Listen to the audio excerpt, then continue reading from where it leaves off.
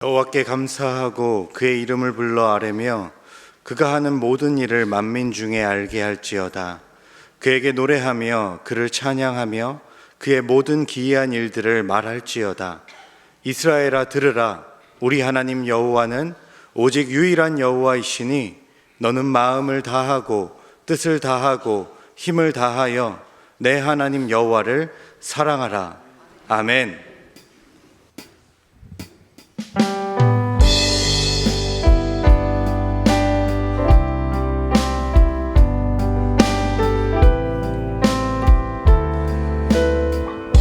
샘물과 같은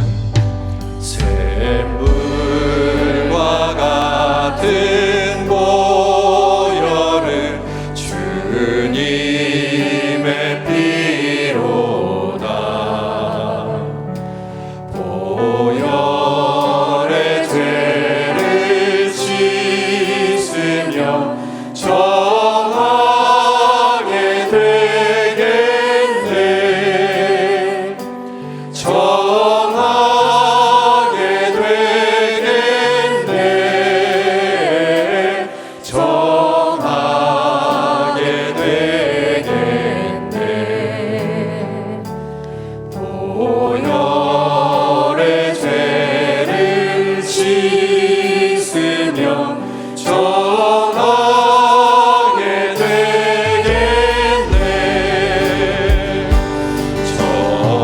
저도적 되게 하고서 보혈에 씻었네. 저도적 같은 이 몸도 죄 씻기 원하네. 죄 씻기 원하네. 죄 씻기 원하네. 저도적 같은 이 몸도 죄 씻기 원하네.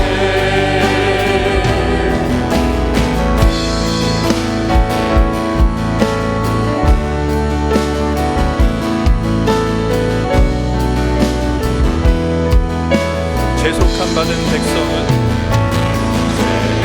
죄속함 받은 백성은 영생을 얻겠네.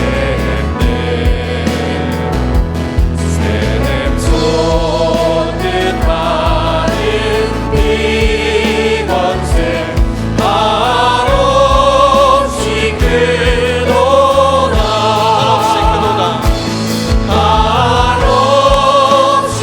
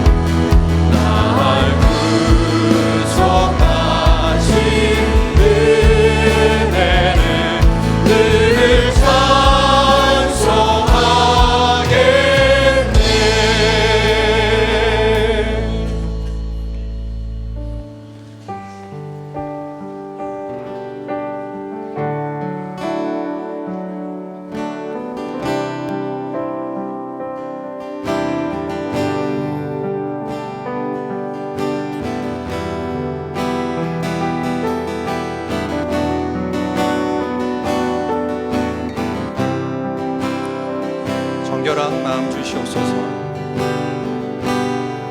정결한 마음 주시옵소서. 오 주님, 정직한 영을 새롭게 하소서. 정결한 마음, 정결한 마음 주시옵소서. 오 주님, 오 주님, 정직한 영을 새롭게 하소서. 나를 주님 앞에서 나를 주님 앞에서 멀리 하지 마시고 주의 성령을 거두지 마옵소서.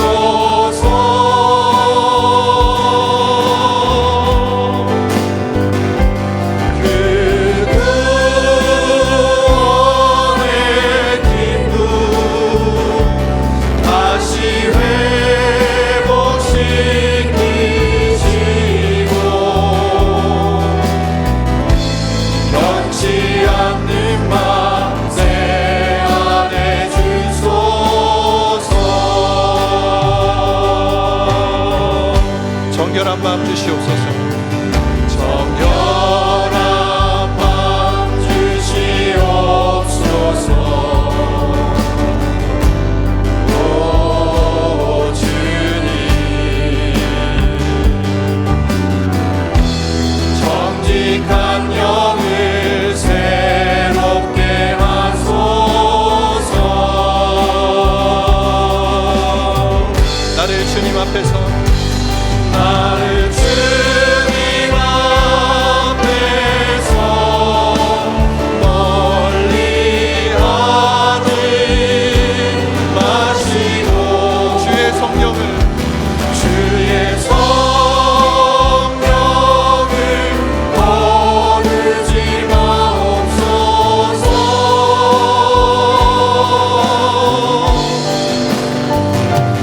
그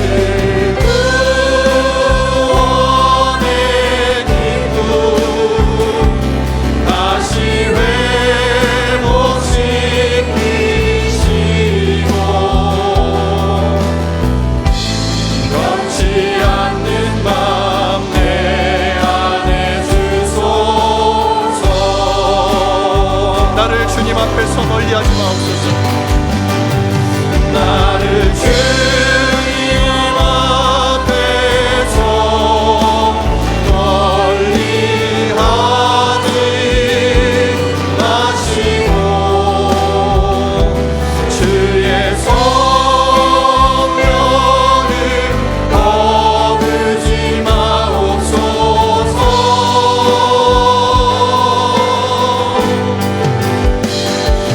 그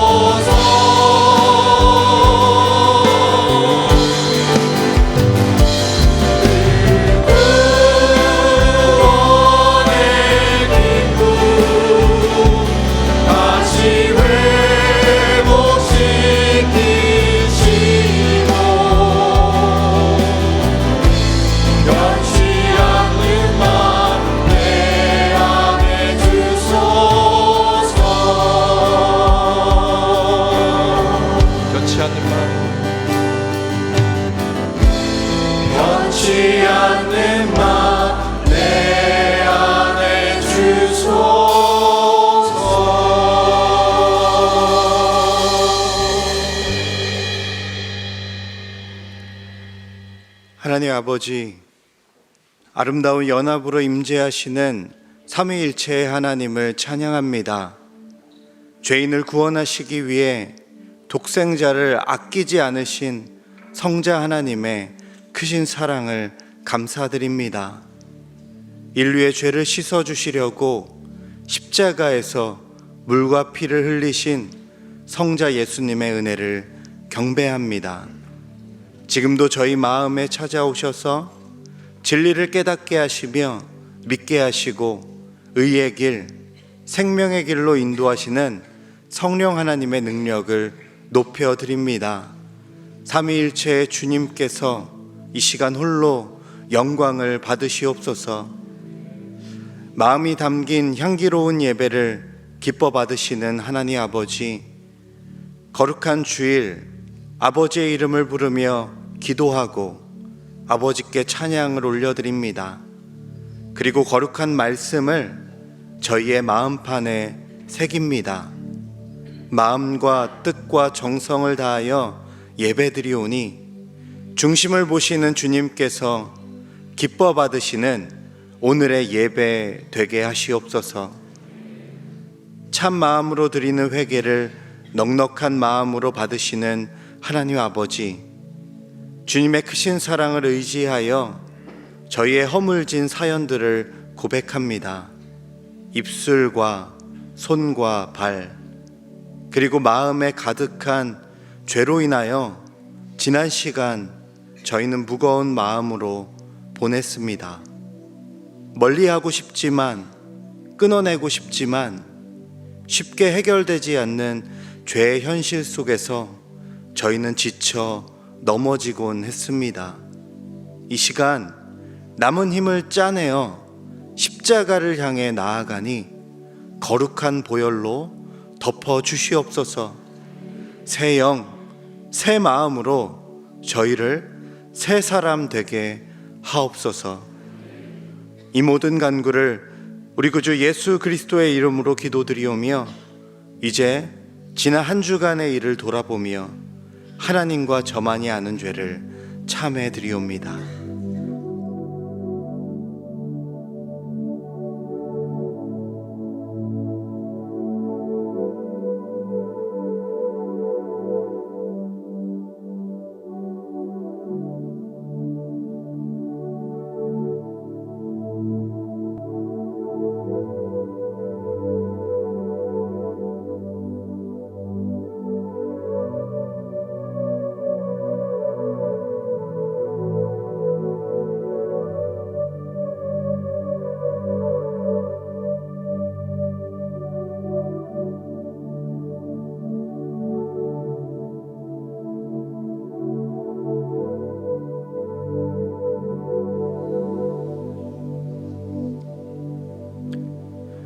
악인은 그의 길을 불의한 자는 그의 생각을 버리고 여호와께로 돌아오라. 그리하면 그가 긍휼히 여기시리라. 우리 하나님께로 돌아오라. 그가 너그럽게 용서하시리라. 그러므로 이제 그리스도 예수 안에 있는 자에게는 결코 정죄함이 없나니 이는 그리스도 예수 안에 있는 생명의 성령의 법이 죄와 사망의 법에서 너를 해방하였음이라. 아멘. 나는 전능하신 아버지 하나님, 천지의 창조주를 믿습니다. 나는 그의 유일하신 아들 우리 주 예수 그리스도를 믿습니다. 그는 성령으로 잉태되어 동정녀 마리아에게서 나시고 본디오 빌라도에게 고난을 받아 십자가에 못 박혀 죽으시고 장사된 지 사흘 만에 죽은 자 가운데서 다시 살아나셨으며 하늘에 오르시어 전능하신 아버지 하나님 우편에 앉아 계시다가 거기로부터 살아있는 자와 죽은 자를 심판하러 오십니다. 나는 성령을 믿으며 거룩한 공교회와 성도의 교제와 죄를 용서받는 것과 몸의 부활과 영생을 믿습니다. 아멘.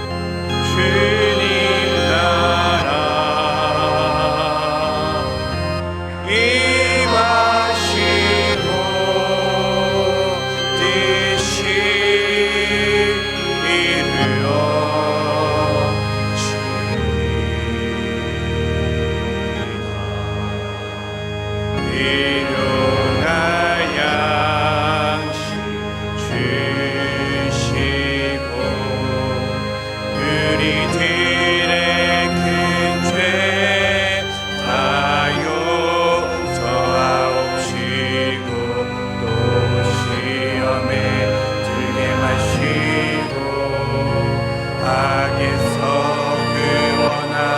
구원하소서. 대개 주의 나라 주의 권세 주의 영광 영원히 아멘.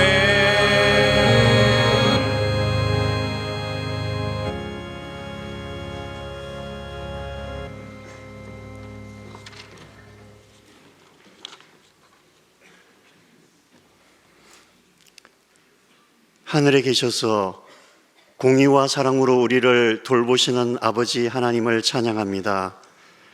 창세부터 계획하시고 지금까지 이루셨으며 앞으로도 이루어 가실 아버지 하나님의 나라에 감사합니다. 예수 그리스도 우리 주님을 통해 모든 민족을 복되게 하실 아버지 하나님의 뜻이 비록 끝없는 전쟁과 재난, 경제적 어려움 속에서 삶의 소망마저 뿌리째 흔들리는 상황 속에서도 변함없이 이루어질 것을 믿습니다. 우리 명성교회도 하나님과 같은 소망으로 부르셔서 우리나라 모든 나라 하나님의 나라를 품는 거룩한 교회 되게 하심을 믿고 감사합니다. 교회의 모든 지체와 사역과 기관이 머리이신 주님의 뜻을 따라 성령 안에서 한마음 한뜻이 되어 서로를 존중하고 사랑으로 협력함을 통해 이 소망을 이루어가게 하옵소서.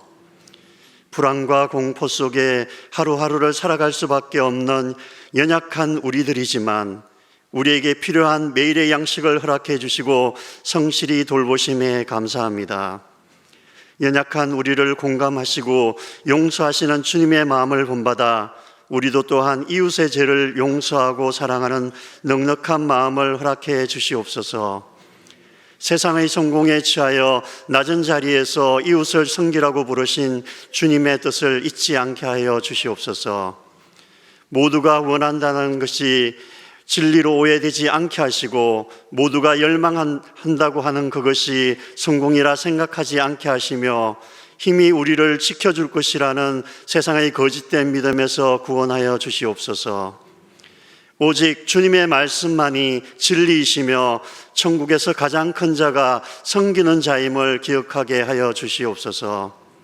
담임 목사님의 말씀에 은혜와 능력을 다하여 주시옵소서.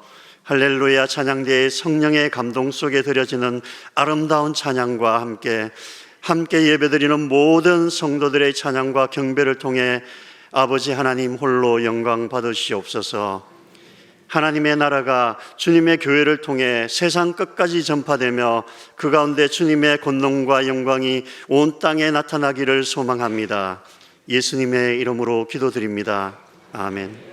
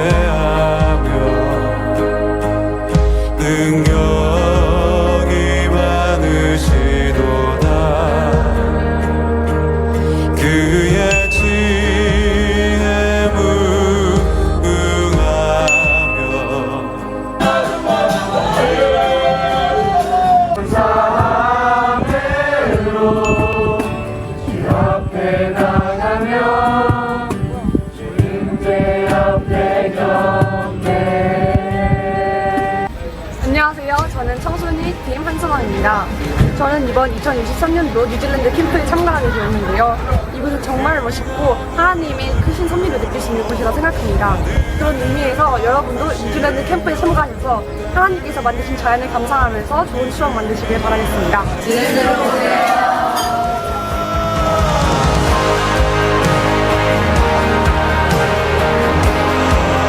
나를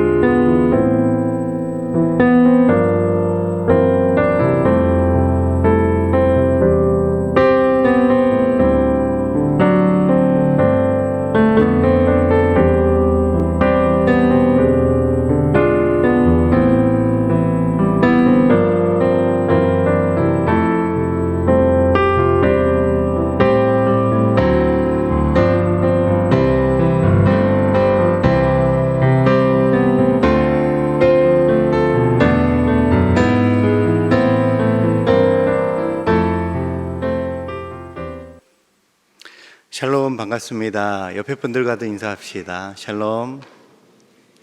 주일 오전 거룩한 예배에 나오신 교우분들을 축복하고 환영합니다. 교회 소식을 전해드리겠습니다. 주보를 참고해 주시면 좋겠습니다. 오늘 저녁 예배 때에는 성령 강림절 선교 특강이 있습니다. 장로회 신학대학교 선교신학 교수님이신 이병옥 교수님 모시고 특별한 강의를 나누게 됩니다.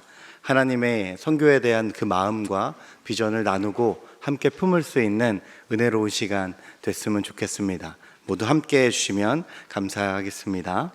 나라지가 발간되었습니다. 교회의 다양한 사역 활동들, 그리고 담임 목사님, 성도님들의 글과 유익한 신앙 나눔들이 가득합니다. 함께 살펴보시고 은혜로운 나눔 되었으면 좋겠고요. 또한 전도용으로도 활용하시면 좋겠습니다. 그 외 교회 소식은 주보 내용을 자세히 참고해 주시고요. 이제 할렐루야 찬양대의 찬양으로 하나님께 영광 올려드리겠습니다.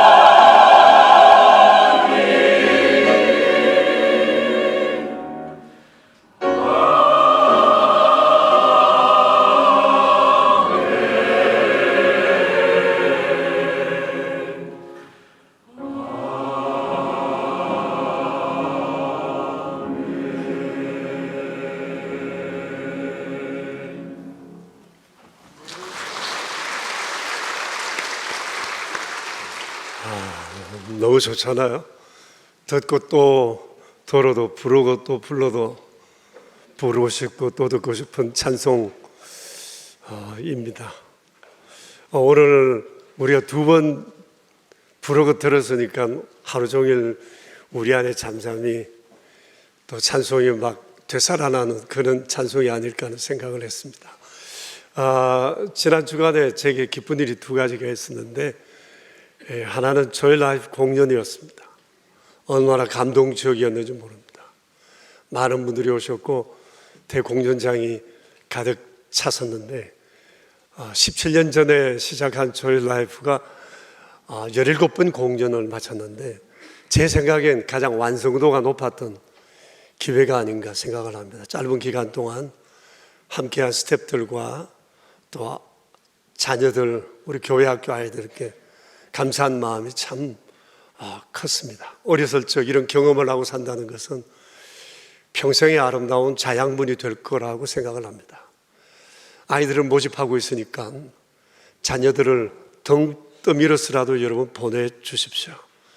아이들 평생 기억하고 자신들이 성숙하는 좋은 기회를 맞이할 거라고 생각을 합니다. 또 다른 하나는 좀 전에 광고하신 것처럼 그 나라지가 발간됐다는 겁니다. 이번 나라지 내용도 얼마나 충실하고 좋은지 어제까지 전 한 3번 정도 이렇게 내용을 살펴봤습니다. 너무 아름다운 글들, 따뜻한 글들을 우리 팀에서 이렇게 마련해 주셔서 정말 고맙습니다. 이것만 전해 주어도 복음을 전할 수 있는 좋은 통로가 되지 않을까 하는 생각이 들어서 감사를 드립니다. 제 얼굴 표정도 좀 좋아져 보이지 않습니까? 좋은 거 보고 좋은 거 들으면 그런 것 같습니다. 우리 관호 형제 오늘 군대 가는데 앞으로 나오겠습니까? 아빠 엄마는 언제? 잘했다.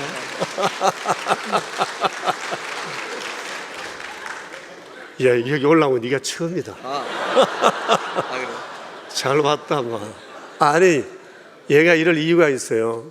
그동안 영국 가서 공부를 하고 왔거든요. 이걸 못 본 거예요. 오늘 아니, 엄마 아빠도 미국 주재원 가는데 오늘 일부러 나왔어요. 애 군대 간다고. 그래, 엄마 아빠는 네 보내고 또 가겠지만 우리가 있으니까. 그래. 매주일마다 교회 나오기로 했다면서. 이게 카투사에서 이제 주말마다 나올 수 있으면 고맙다. 이렇게 나라 지키러 가고 또 우리 교회처럼 뭐 청년이 간다니까 너무도 좋네. 우리 한번 기도드리자. 네. 하나님 아버지 감사합니다.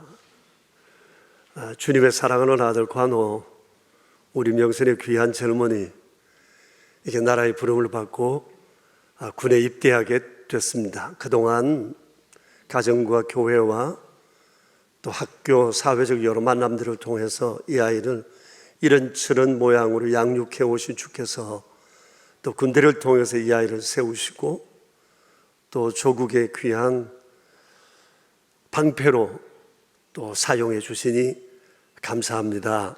다녀오는 동안 건강하게 해주시고 이전에는 만나지 못했던, 경험하지 못했던 새로운 경험들을 통해 한껏 성장해지는 좋은 기회가 되도록 도와주시기 바랍니다. 무엇보다도 믿음 생활 잘하여 주변 사람들 다 예수 믿게 하고 또 이 아이에게 맡겨진 일들이 늘 기쁨과 즐거움으로 감당해서 의무를 넘어 기쁨으로 감당하는 좋은 군 생활 될 수 있도록 은혜 내려 주옵소서. 하나님과 사람 앞에 늘 은총과 귀중히 여김을 받는 귀한 아이 되게 하옵소서. 예수님의 귀하신 이름으로 기도합니다. 아멘. 영도.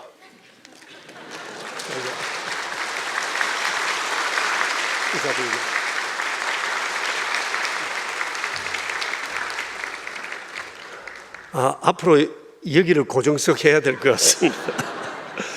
네가 아주 질을 잘 냈다 막. 앞으로 그렇게 하도록 얘기해 주세요. 오늘 우리에게 주실 하나님 말씀입니다. 시편 119편 9절부터 16절에 있는 말씀입니다.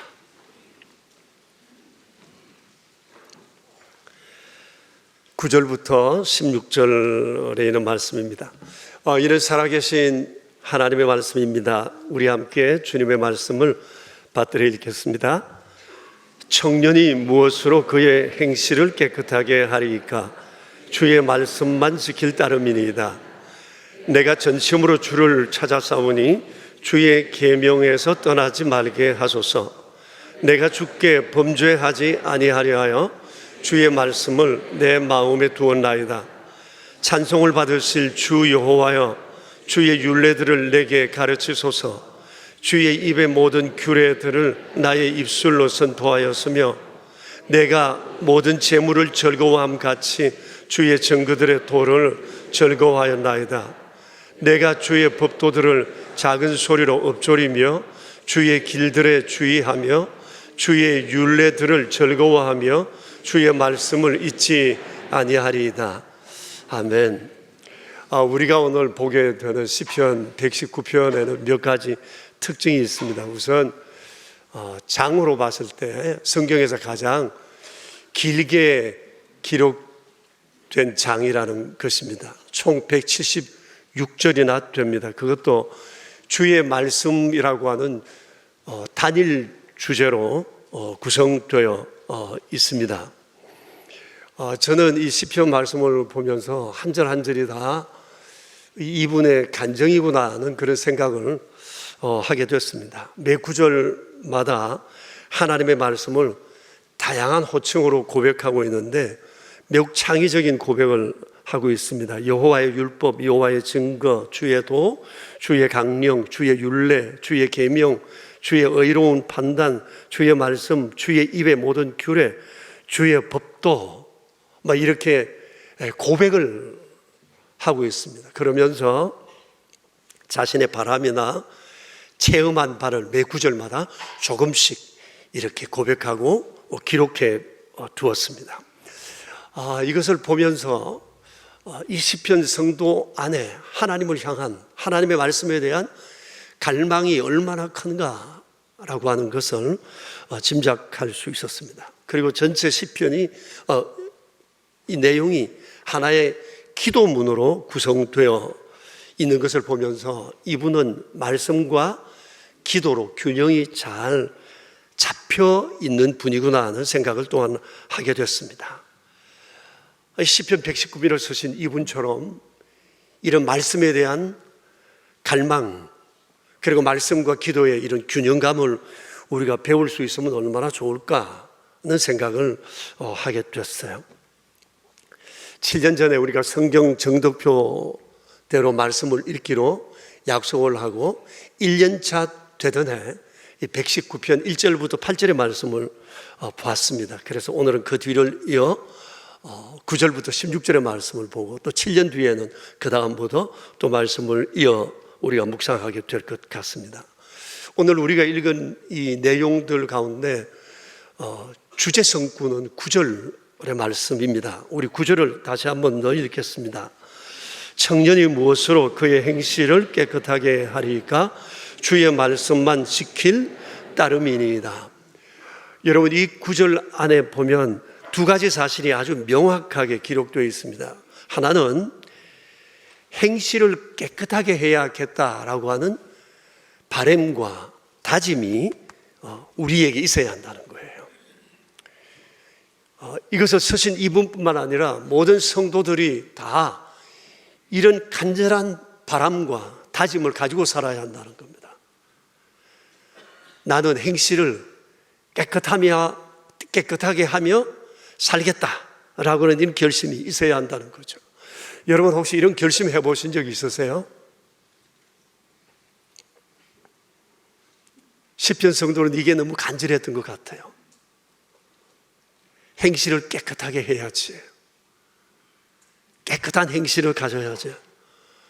사람이 이런 바람을 가지고 산다는 것만으로도 너무 귀하다고 생각이 되어집니다. 사실 행실이 선한 사람은 보기만 해도 기분이 좋아집니다. 가까이 하고 싶은 마음이 들고 나이를 불문하고 친구하고 싶은 그런 생각이 듭니다. 행실이 깨끗한 사람을 좋아하지 않을 사람은 누가 있겠어요? 그런데 오늘 본문에는 그 대상을 청년이라고 하고 있는데, 그러나 여러분 행실을 깨끗하게 해야 될 사람이 어찌 청년들 뿐이겠어요? 동서고금을 막론하고 이는 모든 인간 윤리의 가장 기본되는 것이기 때문입니다. 성경에서도 끊임없이 행실이 깨끗한 사람은 하나님은 많이 칭찬하고 기뻐하시고 그들을 통해서 변화시키시고 인류를 행하시는 것을 우리는 보게 됩니다. 성경에 행실이 깨끗했던 사람 몇을 제가 소개해 드리겠습니다. 신약 구약 성경 안에서 우리가 지금까지 묵상한 내용들 중에서 몇 분을 추천한다면 이런 분들이에요. 에녹, 노아, 요셉, 모세, 요수아, 사무엘, 욥 같은 분입니다. 하나님이 이분들을 얼마나 이뻐하셨는지 모릅니다. 이분들이 이렇게 살 수 있었던 것은 그 시대적 상황이 특별히 좋았기 때문은 아니었습니다. 여러분 아시겠지만 노도 광풍이 몰아치는 것 같은 광야와 험한 바다와 같은 이런 여러 상황들이 있었지만 하나님을 생각함으로 이분들은 자신의 행실을 깨끗하게 하는 일에 힘을 써왔었습니다. 예컨대 에녹 같은 분을 생각해 보세요. 에녹이 살았던 시대는 인류 문명이 이제 막 시작되던 시기였습니다. 창세기 4장, 5장을 보면 그때도 이미 사회적으로 다양한 현상들이 나타났습니다. 시기와 살인하는 일도 4장과 5장에 벌써 몇 번 기록하고 있습니다. 다양한 직업군과 그리고 직업의 경쟁들, 일부 다처, 부끄러움을 모르는 후한무치한 여러 행동들, 이런 상황 속에서 에녹은 300년은 하나님과 동행했습니다. 300년입니다. 유리알처럼 맑은 투명한 관계를 하나님과 가지면서 살아왔다는 것입니다. 300년을 하나님과 동행한 사람 에녹. 노아는 또 어땠습니까?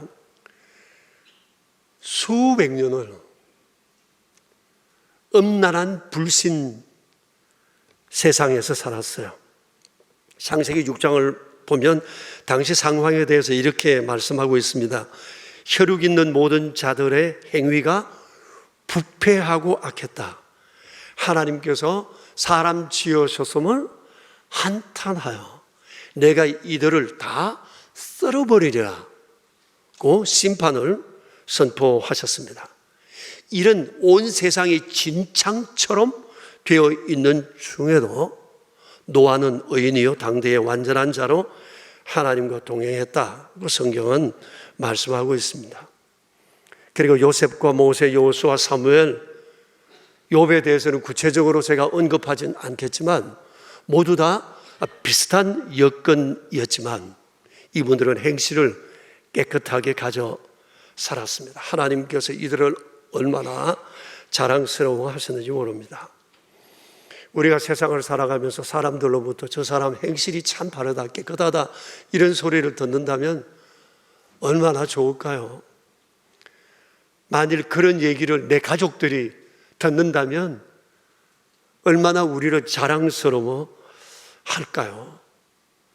우리가 세상을 살면서 삶에 수행해야 할 과제들이 참 많이 있지만 그 중에 가장 중요한 것은 행실을 깨끗하게 하고 바르게 갖는 것이라고 생각이 되어집니다. 우리가 사순절을 지나왔습니다만은 지난 사순절 기간에 말씀을 묵상하던 중에 마태복음 27장의 말씀을 읽고 묵상을 했습니다. 이런 내용이에요.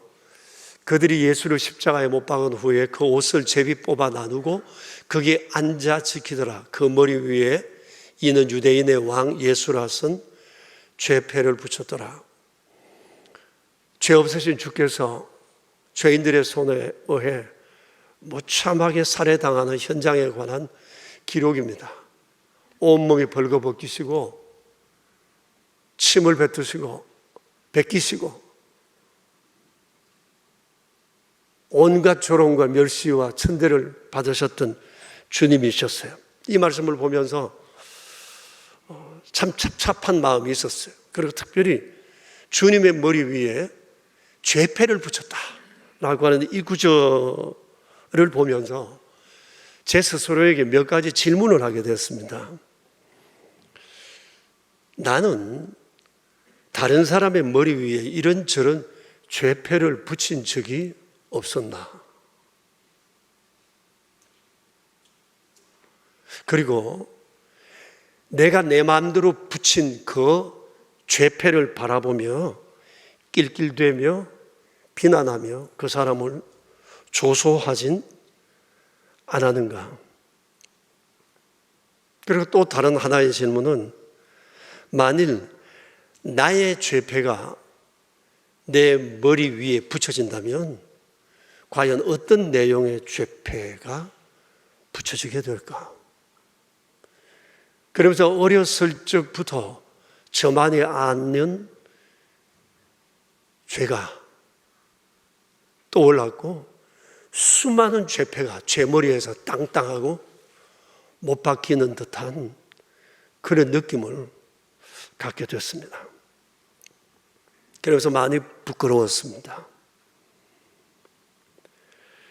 이렇게 착잡한 마음으로 지내던 중에 그날 오후에 김형석 교수님의 강의를 하나 듣게 됐는데, 그분이 강의 중에 김성수 선생에 관한 얘기를 했어요. 언젠가 김성수 선생이 도산 안창호 선생의 강연을 듣게 됐다는 겁니다. 여러분 아시는 바와 같이 도산 선생은 독립운동가로 일하시면서 특별히 국민의식 운동 회복을 위해 많은 애를 써 오신 분입니다. 특히 동포들의 도덕성 회복에 관심을 많이 기울였습니다. 잘 아는 것처럼 우리 죽어도 거짓말하지 말자, 이런 얘기들은 너무 유명한 얘기지 않습니까? 이 도덕성이 힘이라는 거죠. 이게 있어야 독립을 할 수 있고, 독립이 되더라도 이게 되어져야 나라를 튼튼하게 세울 수 있다고 하는 것을 그는 교육을 통해서 백성들을 만나면서 끊임없이 이런 강연을 했다고 그래요.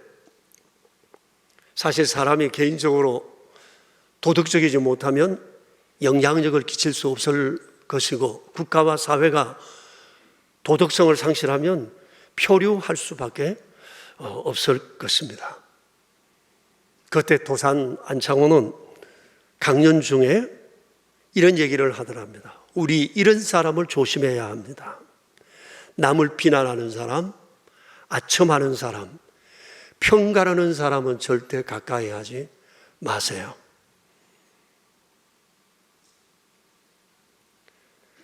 제가 그 강연의 내용을 들으면서 아마 그 당시 우리 동포 사회가 이런 사람들로 인해 많은 문제가 야기되고 있었구나는 사실을 짐작할 수 있었습니다. 그 이후 김성수 선생은 도산의 말을 마음에 새기면서 평생을 그렇게 살아가고자 애를 썼다고 그럽니다. 한 번은 이 김형석 교수께서 CEO들을 대상으로 강연하는 일이 있었는데 이 얘기를 했대요. 그러면서 이런 사람은 절대 곁에 두지 마세요 라고 얘기를 했더니 거기 앉은 분들이 많이 공감하시더라는 얘기였습니다. 행실을 깨끗하게 하는 사람은 누구나 좋아하고 그를 가까이 하고 싶어 합니다. 동서고금을 막론하고 이런 사람은 어디에서나 환영받습니다. 이것은 인류 보편적 가치이기 때문입니다. 그리스도인들에게는 더더욱 중요합니다.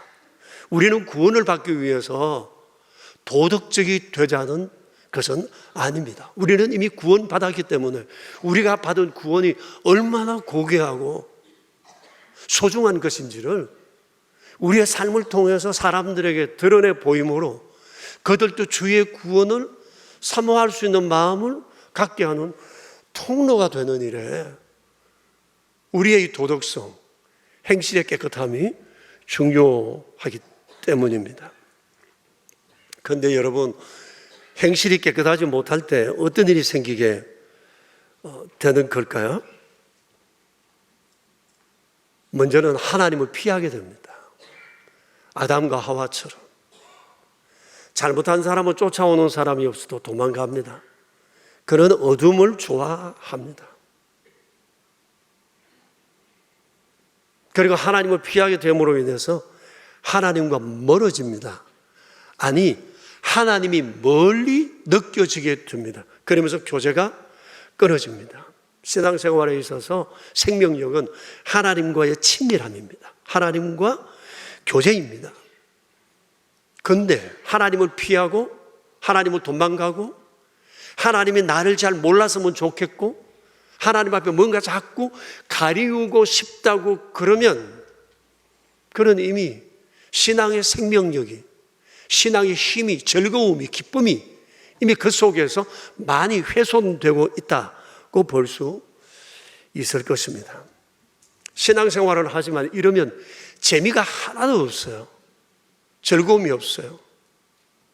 웃어야 하는데, 내 기쁨을 나누어야 되는데 나눌 기쁨이 없는 거예요. 사실은 사람은 인상만 봐도 그 안에 무슨 생각을 하고 있는지 보이잖아요, 대략은. 그런데 우리 예수 믿는 사람이 이런 기쁨이 우리의 표징이 돼야 되는데 그렇지 못하다면 어떻게 될까요?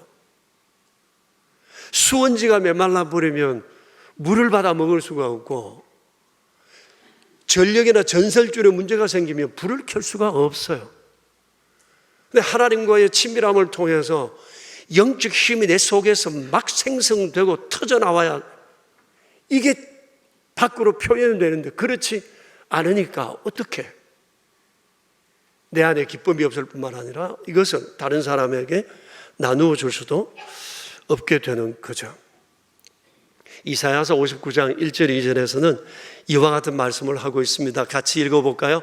여호와의 손이 짧아 구원하지 못하심도 아니요 귀가 둔하여 듣지 못하심도 아니라 오직 너희 죄악이 너희와 너희 하나님 사이를 갈라놓았고 너희 죄가 그의 얼굴을 가리워서 너희에게서 듣지 않으시게 함이니라. 여러분, 하나님이 힘이 없으신 것도 귀가 둔하신 것도 아니라고 그랬어요. 우리의 죄가 하나님과 우리 사이를 갈라놓는데요, 거리를 떼버린다고 하는 것이죠. 사단이 우리로 하여금 끊임없이 죄의 유혹으로 우리를 이끌어가는 이유가 하나님과 멀리 떼놓기 위함이라는 거죠. 우리가 만일 이렇게 하나님과 멀어진 채 오늘 이 자리에 앉아 있다면 참 이 자리 힘들어요. 자꾸 시계 보고 싶고 휴대폰 소리가 훨씬 내 귀에 잘 들려오기도 하고 오만 생각이 떠오를 수밖에 없어요. 집중하기도 어려우리라고 생각해요. 그리고 행실이 깨끗하지 못하면 기도 생활이 약화될 뿐만 아니라 기도 응답의 확신이 없어지게 됩니다. 요한일서 3장 21절 22절의 말씀을 우리 같이 한번 읽어보겠습니다. 사랑하는 자들아, 만일 우리 마음이 우리를 책망할 것이 없으면 하나님 앞에서 담대함을 얻고 무엇이든지 구하는 바를 그에게서 받나니 이는 우리가 그의 계명들을 지키고 그 앞에서 기뻐하시는 것을 행함이라. 여러분, 첫 부분을 보십시오. 만일 우리 마음이 우리를 책망할 만큼 행실이 더러우면 어떻게 돼요? 하나님 앞에 담대함을 얻지 못하게 된다. 그리고 주께서 우리의 기도를 들으신다는 것에 대한 기도 응답의 확신도 사라진다. 내 믿음대로 되리라고 하는 이 믿음의 확신도 주저하게 된다. 수치심과 자기 정죄감이 너무 강해서 나 같은 사람이 기도해도 될까? 나 같은 사람의 기도를 하나님께서 정말 들으실까? 나는 아무리 기도해도 하나님이 안 들으실 거야 라는 이런 생각이 우리에게 들어오는 이유는 주님은 이미 용서하셔서도 내가 나를 용서하지 못하는 자기 정죄감 때문입니다. 내 행실이 깨끗하지 못하다. 회개는 했는데 찬양이 내 안에 머물러 있어 이런 확신을 갖지 못하게 한다는 것입니다. 그래서 신앙생활을 하지만 영적으로 힘든 시련의 시기를 보낼 수밖에 없는 겁니다. 그러니까 행실을 깨끗하게 하는 것은 선택의 문제가 아니라 그리스도인의 숙명입니다. 반드시 그리 살아야 한다. 그래야 한다. 그 주님은 말씀하세요. 근데 우리가 이걸 다 아는데, 알긴 아는데 행실을 깨끗하게 하기가 너무 어렵습니다. 이유는 사탄 때문입니다. 아담과 하와를 넘어뜨리고 예수님을 유혹했던 이 사탄은 끊임없이 우리를 넘어뜨리기 위한, 우리를 더럽게 만들기 위한 행실을 깨끗이 못하게 할 구상을 끊임없이 하고 있다는 것입니다. 예수님께서 말씀하신 것처럼 사단은 우리 속에 악한 생각과 음란, 도둑질, 살인, 간음, 탐욕, 악독, 속임, 엄탕, 질투, 비방, 교만, 우매함을 심고 이를 행하게 함으로 우리를 더럽히고자 합니다. 사람에 따라서 특별히 이 부분 가운데 약한 부분이 있는데 그 약한 부분을 치고 들어오는 겁니다. 사단은 우리의 구원을 취소시킬 수는 없지만 분탕질은 할 수 있습니다. 그리고 우리가 주께로부터 받을 복에 죄를 뿌리는 겁니다. 천국은 가라는 거죠. 그래, 이 땅에 사는 날 동안 재미없이 살라는 겁니다. 예수 믿어도 재미 하나 없고, 예수 믿어도 온갖 죄 가운데 머물러 있고, 예수 믿어도 막 세상의 여러 가지 욕망 속에 붙들려 저주받을 짓만 하고 살도록 이끌어 간다는 것입니다. 이런 사단의 강력한 권세가 우리 주변에 머물고 있기 때문에 우리의 의지와 소원대로 내가 나를 컨트롤하기가 어렵다는 겁니다. 자, 그러면 우리는 어떻게 해야 하죠? 9절에 답이 있습니다. 오늘 시편의 이 성도처럼 내 행실을 깨끗하게 하고 싶다라고 하는 이 갈망이 우리 안에 있어야 한다는 거예요. 어제 넘어져서도 오늘 아침에 일어나면 오늘은 내가 정말 깨끗하게 살아야지 라고 하는 이 갈망을 해야 한다는 것입니다. 오전에 넘어졌으면 오후에 다시 내가 깨끗하게 살아야지 라고 하는 마음을 먹고 또 다짐해야 한다는 것입니다. 여러분, 이 시편 성도가 이 기도를 언제 했을 것 같아요? 아침에 했을까요? 저녁에 했을까요? 매일 매 순간마다 했을 것 같아요. 그러니 우리는 넘어질 수 있어요. 넘어지지 않고 걸음을 배우는 사람이 없는 것처럼 우리는 넘어지면서 일어나 다시금 성숙해지는 것을 우리는 잘 경험하고 있습니다. 그러므로 넘어졌다면 그것을 깨닫는 순간 다시 주여 깨끗하게 살고 싶어요. 바르게 살고 싶어요. 다시 땅을 박차고 일어나는 이 갈망, 주를 향하는 이 바람이 우리 안에 있어야 한다는 것입니다. 아울러 나의 의지만은 안 되니까 주의 말씀을 붙들어야 하는 겁니다. 그것을 오늘 시편 성도는 아주 분명하게 우리에게 안내하고 있어요. 9절부터 11절까지를 같이 한 번 더 읽겠습니다. 청년이 무엇으로 그의 행실을 깨끗하게 하리이까? 주의 말씀만 지킬 따름이니이다. 내가 전심으로 주를 찾아사오니 주의 계명에서 떠나지 말게 하소서.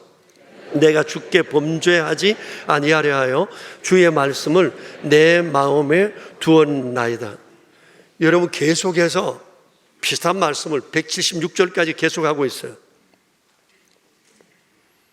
내 행실을 깨끗하게 하는 길 주의 말씀. 그래서 전심으로 주를 찾고 계명에서 떠나지 않고 주의 말씀을 내 마음에 두었다. 176절까지 계속 이걸 강조하고 있습니다. 이것은 성경의 일관된 가르침의 기조입니다. 하나님의 말씀으로 우리는 사단의 미혹을 이길 수 있다는 것입니다. 예수님도 그러셨습니다. 그래서 예수님은 그 본을 우리에게 보여주셨어요. 사단의 미혹 속에서 주님은 거듭 세 번의 유혹에 거듭 세 번의 말씀으로 사단을 물러가게 하셨어요. 아브라함 역시도 그랬어요. 하나님의 약속이 있었지만 약속이 눈에 보이지 않고 손에 잡히지 않을 때 그의 마음은 흔들렸어요. 그때 하나님께서는 나타나셔서 지난날의 약속을 다시금 상기시키시며 믿음의 길 걷게 하셨어요. 다윗이 그렇게 이쁘게 살다가 넘어졌을 때에도 하나님께서는 선지자를 보내시어 주님을 기억나게 하시고 말씀을 기억나게 하시며 그를 다시 바로 세워주셨던 것입니다. 여러분, 우리가 옳게 살려는 의지 필요합니다. 있어야 합니다. 그러나 이것만 가지고는 안 됩니다. 내 의지보다 강한 것이 사단의 힘이기 때문입니다. 그래서 우리는 이런 갈망과 경각심과 함께 하나님의 말씀과 거룩한 동행을 이어가야 한다는 것입니다. 지난 주간에 그 하나님의 말씀과 거룩한 동행을 해온 어느 분의 뉴스를 봤어요. 여러분도 보셨을 텐데 그분을 좀 소개하고 싶어요. 보신 분들은 다시 한 번 더 생각해 봤었으면 좋겠는데, 참빛그룹이라고 전 처음 들어봤지만 여러 산하의 여러 기업들을 거느린 아주 알찬 그런 기업을 이끄시는 이대봉 회장님에 관한 얘기입니다. 이분이 80 초반 되신 분이신데 서울 예고와 예원학교에 지금 이사장으로 계시고, 이것이 이번에 새롭게 개관한 그 서울 예고 안에 있는 서울 아트홀의 하나의 전경입니다. 서울 예고와 이 예원학교는 우리가 잘 아는 것처럼 예술 명문 학교로 수많은 인재들을 길러냈습니다. 그러던 중에 2010년도에 이 학교가 큰 위기를 만났는데 재단이 도산할 뻔한 그런 처지에 처하게 됐대요. 그때 이 회장께서 이 학교를 인수를 하셨대요. 그런데 이분은 사업만 하셨지 이런 학교 운영은 전혀 해보지 않고 관심도 없었고 그러셨는데, 이분이 서울 학원을 인수하게 된 연유가 있으시더라고요. 그런데 굉장히 감동적이었습니다. 경남 합천 분이셨는데 가난한 집안 형편 때문에 고등학교 1학년을 마치지 못하고 중퇴를 하셨고 갖가지 일을 하시면서 소위 말하는 자수성가 하셔서 기업을 이렇게 크게 세우셨습니다. 그런데 그분의 여러 자녀들 가운데 막내 아들이 성악을 잘해서 이 서울예고 1학년에 재학 중이었는데 특출하고 또 친구들도 잘 이끌고 이러다 보니까 이걸 시기한 선배에게 맞아 죽었습니다. 요즘 말하는 것처럼 학폭을 당해서 심장마비로 이 아들이 죽었어요. 그런데 아버지가 자녀들 가운데 가장 이뻐하는 아들이었대요.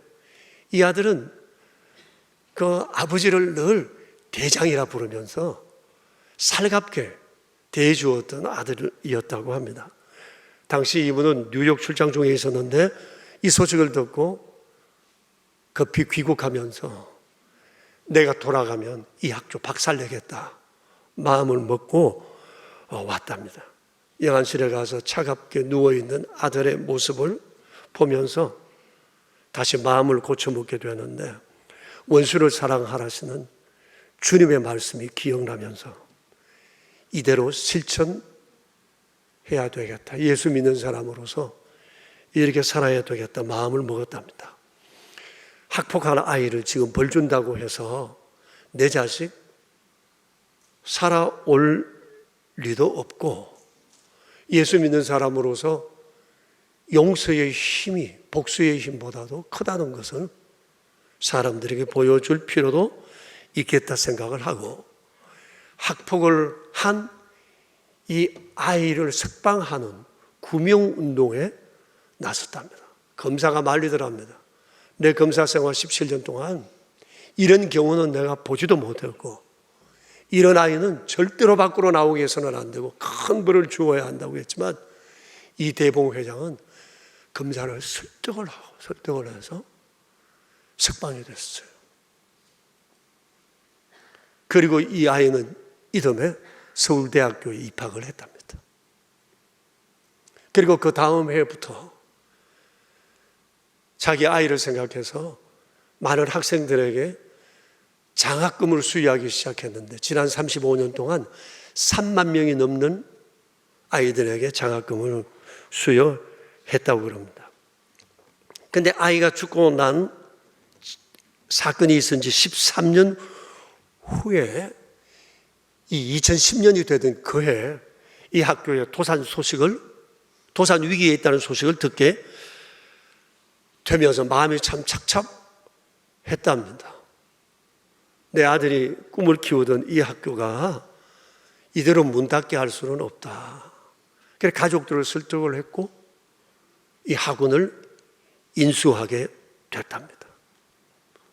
금년이 개교 70주년이 되었는데 학교에 번듯한 공연장이 없어 아이들이나 학부형들이 그렇게 원했는데 자기 돈 200억을 투자해서 이번에 이 콘서트홀을 만들어 주었다고 그래요.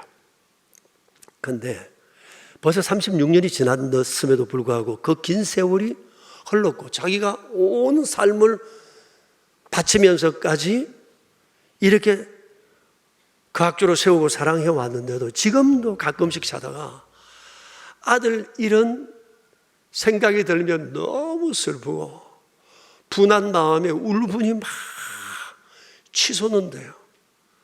근데 그때 자신의 마음을 다잡는 것은 하나님의 말씀이라는 겁니다.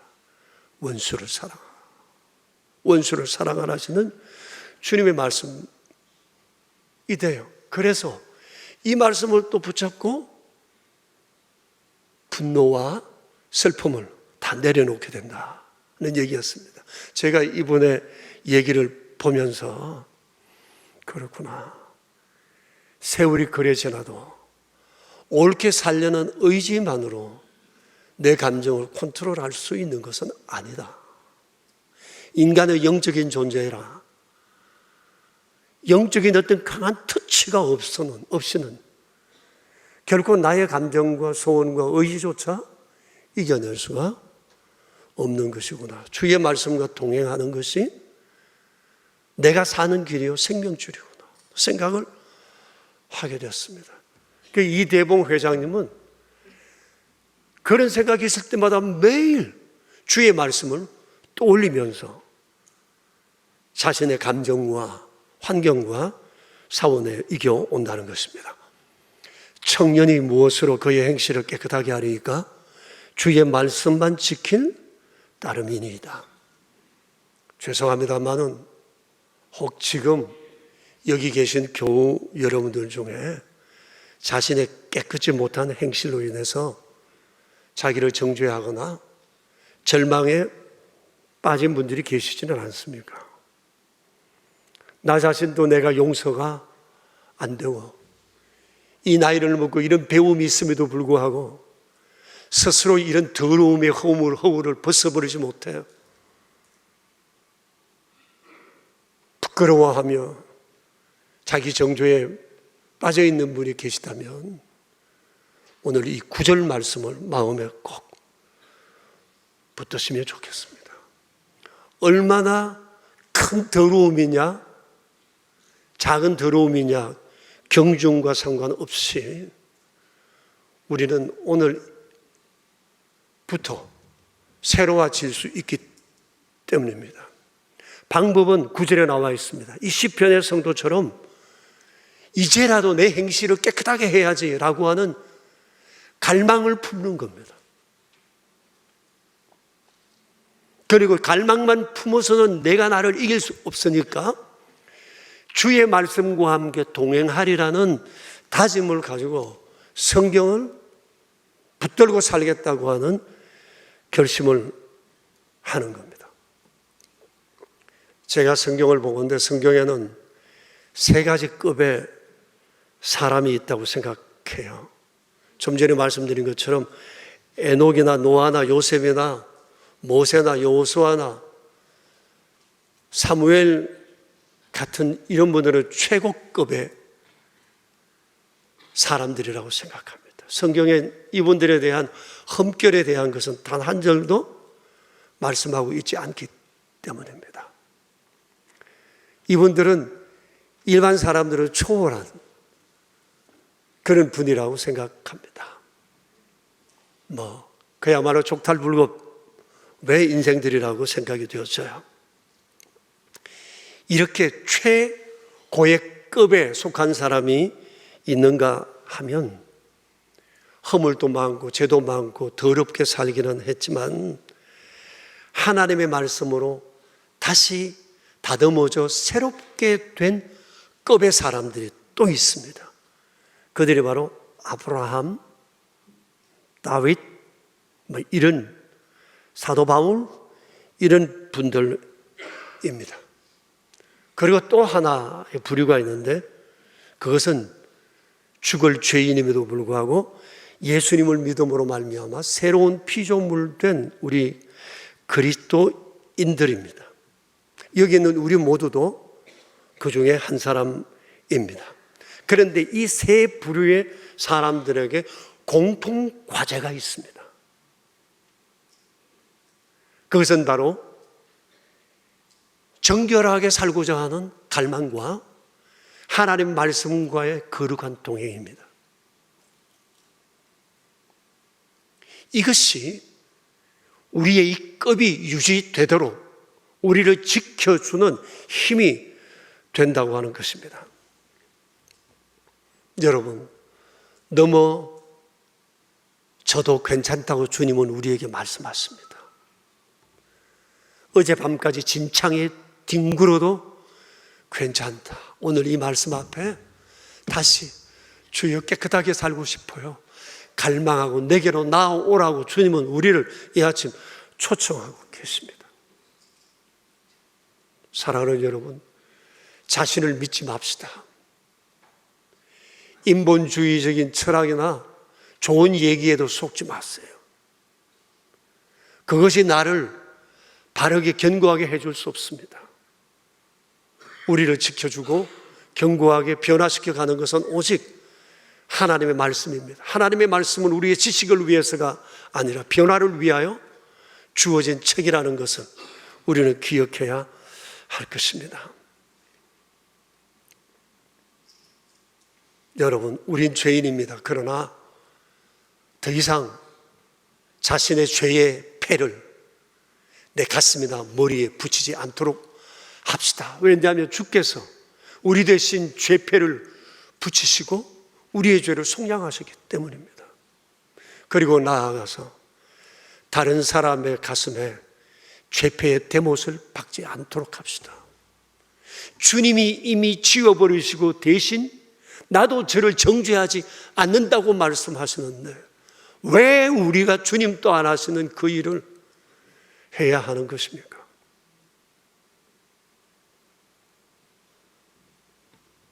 주여, 행실을 깨끗하게 하고 싶습니다. 주의 말씀 붙들며 이 길 가겠습니다. 오늘 이것이 오늘 우리 모두의 다짐이 되기를 축복합니다. 우리 함께 기도합시다. 자신을 돌아봅시다. 어떻게 살아왔는지. 그러나 대신 우리의 죄패를 받으시고 우리를 속량하신 주님을 생각합시다. 괜찮습니다. 오늘 이 시간이 은혜의 날이 되고 새로운 결심의 시간이 되면 좋겠습니다. 이제 우리 함께 조용히 기도하겠습니다.